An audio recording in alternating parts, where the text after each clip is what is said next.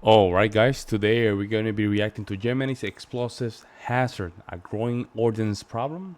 We're going to react to more of this stuff about bombs that haven't detonated yet. So we're going to react to more. Make sure you like to subscribe. Also for donations, you can simply leave a super chat, that's fine. But we're heading to 10,000 subscribers, so be part of the journey. Also for more videos, you can recommend it in the Discord down below. Let's jump in. We're in Berlin, in the district of Marzahn. An aerial bomb from World War II was just found underneath a tennis court during construction work. 500 kilograms of explosives will now have to be defused. A highly dangerous mission, but by no means extraordinary in Germany. There are unexploded bombs, grenades, mines and ammunition hidden beneath the soil all over the country. Why are there so many explosives lying around in Germany, and how can the threat be kept to a minimum? Achtung, Achtung, hier spricht Ihre Berliner Polizei. Since the early morning, the police are ringing on people's doors. The to-do list before the actual defusing is long. Around 15,000 residents have to leave their homes. Some cannot do it alone and need ambulance services. For others, such an evacuation is nothing new.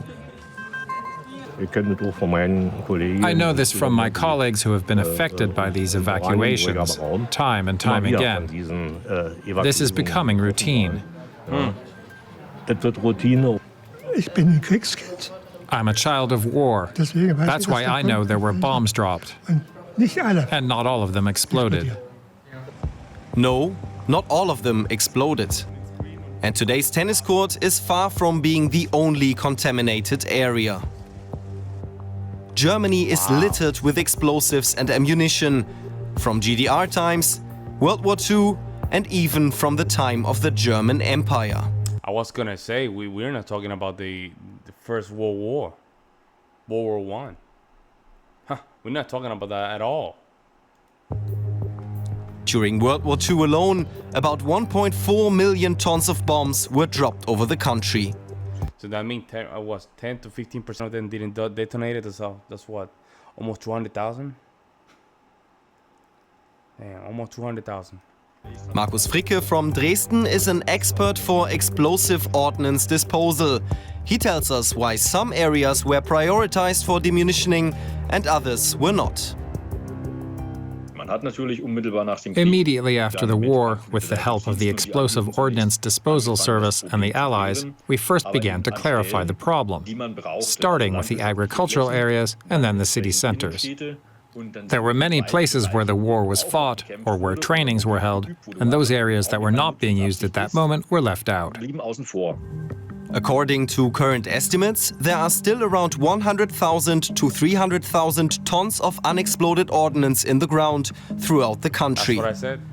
And that's excluding the North and Baltic seas. In most cases, this involves unexploded bombs.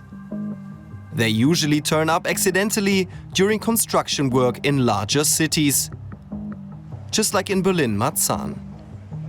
Everybody is accounted for and out of the evacuation zone, so the operation should start any minute now. About 5,000 bombs are cleared by explosive ordnance disposal experts in Germany every year. In some cases, bomb disposal is not possible, in which case the unexploded bombs must even be detonated in a controlled manner. On average, there are 1 or 2 incidents of leftover ordnance exploding uncontrolled each year in Germany.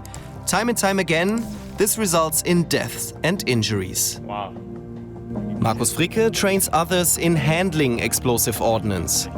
Like other experts, he also worries. 35,000. I mean, in the last 10 years, they have. Damn. They covered what, 50,000? What about in the last 20 years? Over 100,000. Damn, wow. There's a lot of bombs. That aging processes of the materials in the ordnance will additionally increase a risk for us and our surroundings. The first problem is the munitions and substances that can cause lasting damage to the environment. The other problem is when the munitions are located in the wild. If someone works in a forest, either planting or cutting trees, then they could come into direct contact with the explosives, and the worst possible scenario could happen. That's why they have to be removed. We're in the Jüterburg Natural Reserve, less than 100 kilometers outside Berlin. This forest made headlines for one thing lately: forest fires. The latest was in June of this year. Oh my god, imagine all that fire, all of a sudden you hear boom, boom, boom, boom, boom, boom, boom. I'm joined by Andreas Meissner from the Brandenburg Natural Landscapes Foundation. His foundation administers the Jüterburg forest. Unfortunately, we are standing Russian artillery to the Russian army, and they have left their mark. Firefighting operations are difficult enough in a large area like this one. But it's not just the fire that's putting lives at risk. It's all a suspected explosive ordnance site. That's why the fire department in Jüterburg lets affected forest areas burn in a controlled manner until the flames run out. However, only a fraction of the ammunition is sharpened during a fire. And while the forest soil recovers, it remains contaminated and thus dangerous. Some of them are buried deep underground. They were fired and then they penetrated the ground, anywhere between 1 meter to 2 meters deep. Such munitions can then slowly start over time to resurface and, in a sense, grow back. It's not the sediment when the rains touch the earth, all of a sudden start just dissipating, right? So that might be the reason why. You cannot see the explosive remnants. Only a few old military buildings give a hint of the former troop presence. I asked Meissner, wouldn't it be easier to rid the entire area of contaminated sites instead of facing the same problems every time? The first setback is the funding. We would need an estimated 10 to 20,000 euros per hectare for our entire property. So approximately 250 million euros would need to be invested.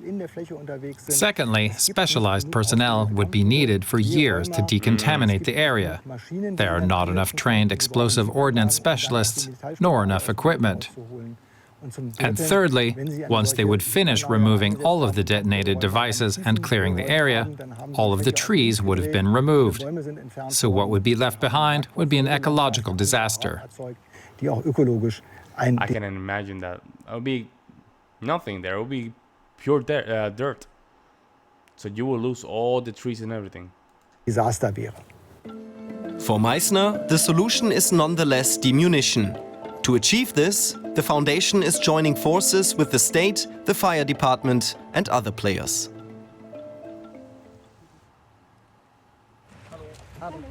Back in Berlin, the defusing in Marzahn has been completed.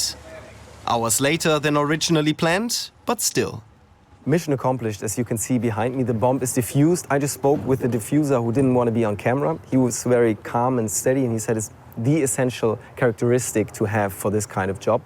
And he said he does it about 12 times a year, diffusing these bigger bombs.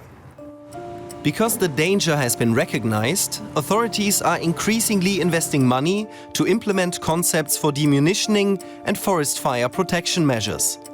The German government plans to invest around 700 million euros for more than 1,800 areas throughout Germany. It's gonna be a long process. You simply cannot do it all just like that. We are doing what is necessary every day, sometimes even on weekends. Colleagues are on the road and doing the best they can. It is a massive undertaking. I personally am 45 years old, and I won't live to see the completion of this task. At least it's just keeping it real. Well, that's a problem. Wow, you guys saw some of those pictures, man? A lot of those bombs. Imagine you working, in your little land, in your acre, shoving some piece of dirt, and all of a sudden you go in one of those shove, and you hear a click, and kaboom. Wow. Let me know what you guys say in the comment section below. I'll see you in the next one.